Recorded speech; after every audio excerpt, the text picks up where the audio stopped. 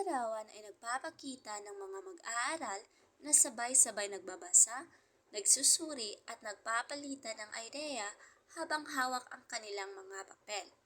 Ang mga kilos na ito ay sumisimbolo sa aktibong paggamit ng utak na siyang pangunahing diwa ng cognitivism. Ayon kay John Piaget, ang pagkatuto ay nagaganap kapag ang isipan ay nagproproseso ng impormasyon, nag-iisip at bumubuo ng sariling pag-unawa. Makikita sa larawan na ang bawat mag-aaral ay nakatuon, nag-iisip at nagdidesisyon kung paano nila unawain ang gawain. Ang pagbasa at pagtuturo sa isa't isa ay nagpapakita ng mental processes tulad ng pag-aalala, pag-unawa at pagsusuri. Ipinapakita rin dito ang assimilasyon at accommodation, kung saan ginagamit ng mga mag-aaral ang dati nilang kaalaman at inaayos ang kanilang pag-iisip batay sa bagong impormasyon na kanilang natatalakay.